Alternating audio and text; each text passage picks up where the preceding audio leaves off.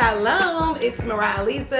I am back today to share with you our literature selections for third grade for the 2017-2018 school year. All right, let's get started. Our first book is the Story of Huy Tails. Last year we did the Julian series, and my son requested that he have at least one book about Julian's brother Huey. So I wanted to honor that request, and I added this in. This will be our fiction selection. And of the Huey books, I chose this one because it has a lot to do about a trip to Africa, and we've studied Africa so much, especially the safari and the animals, and I know my son will get a kick out of that. Next up is, let me tell you what we're doing. Let me tell you what we're doing with the Story of Huy Tails. He's going to be doing a variety of literary activities, making predictions. He's going to be making connections, which is mostly comprehension. And he has some text to self, text to text, and text to world activities. He will be writing a book review with this book after he's done. And I think he even has some literary devices with that book. Okay, next. Rey Jake is not a chicken. All right, so I have an older son, so a lot of the books that I'm using, I'm recycling through because the majority of them can. I made a few revisions just due to personality and interest, but for the most part, it's a repeat. So Rey Jake is not a chicken. It was a hit with my older son, so I'm hoping it will also be with my youngest son, and it is about a third grade class, so I'm hoping he has some connection and familiarity to him also being in third grade this year coming up. For Rey Jake, we are doing a comprehension literary guide with lots of literature skills, inference and visualization. What else did I pick out? Prediction again. Summarizing is a third grade skill I really like to hone in on. Cause and effect, and compare and contrast. Okay, next up is Who Was Bob Marley? Both of my sons are reading about Bob Marley next year for their biography selection. I try to make sure when I choose the biography that I can find a book on both my oldest son level and my youngest son level, so we can talk about the same person and I don't have to read two different biographies in a year. And so it just happened to work again for me this year. I was really nervous about choosing Bob Marley because I couldn't find a book on a level low enough for my third grader. And then I went to Who Was, and they said that they were going to have this book be available in the middle of June, and it just arrived, and I'm so excited. So I cannot wait to go through this with him. I've read through it. It's amazing. We'll also be talking about some Caribbean lands this year in history, and so that'll be right up our alley with Mr. Marley there. I think my son is going to be doing, a novel project and writing about a biography project about him and doing a small presentation. All right, next up is Mr. Popper's Penguins. I really enjoyed this book with my oldest son in third grade, and so hoping for it to be a hit again. I am using a TPT unit for Mr. Popper's Penguin. We are doing a trifold with the various literary skills. We'll also watch the movie and compare and contrast. Okay, next up is Kid Carmel, Private Investigator. I really like to introduce mystery in third grade because I like to, there's a file report, and I'll link to it in the description box, that I think is awesome for teaching third grade mystery because it has like the red herring, the main characters, the suspects. So he's going to be building a file case as if he's the investigator trying to crack the case and solve the mystery here in Kid Carmel. Next up is Dog Days. I've been checking out this series. I like it. I think I'm going to have him read another book in this series for next summer, and maybe even choosing one to go into next school year.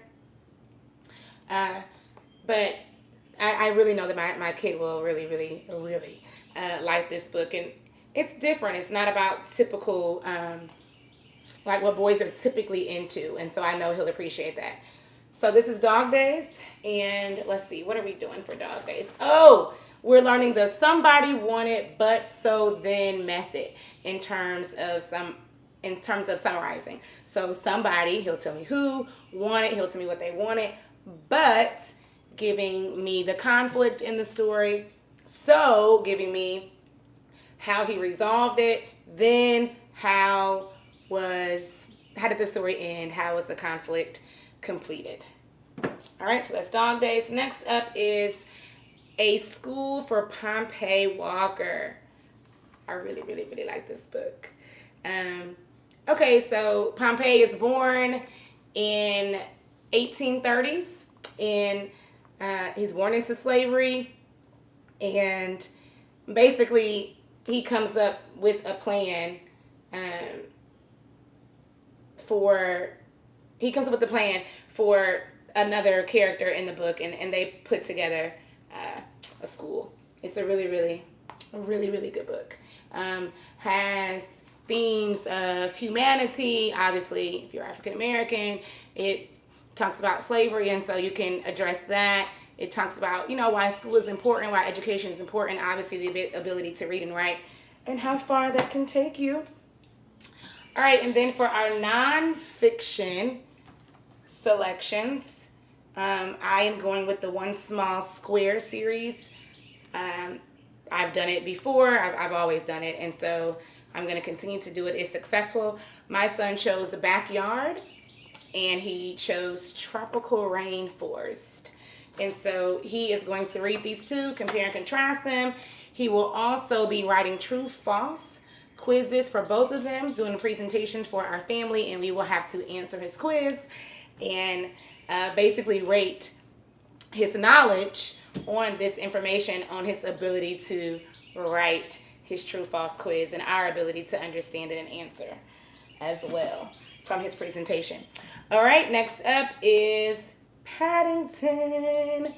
A Bear Called Paddington. I love, love, love this book. I read it with my oldest son when he was in 3rd grade as well. We went and saw the movie. The movie happened to be out the year that he saw it. So he read it to actually go to the movies to see it. But nonetheless, we'll still watch the movie. Great book. We learned so much about London and about travel. This Paddington, it's a pretty popular book. Everybody knows it. I'm not going to go into detail there. And then we do have one picture book, Barack Obama, Son of Promise, Child of Hope. All right, of course, we'll be talking about his childhood and his political career all the way up to being the president of the U.S. of A.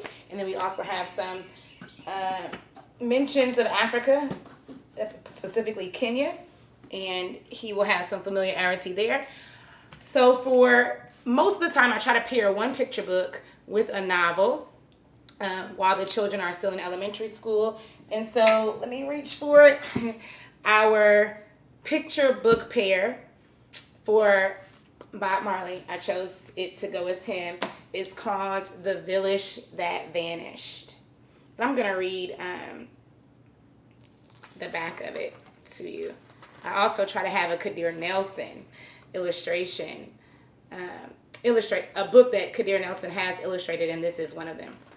So it talks about young Abi and the villagers of Yayo feel safe, hidden deep within the African jungle, but word has come that the slavers are on their way. So Abi's mother and grandmother come up with a plan to fool the slavers and protect their tribe. Very, very, very good book.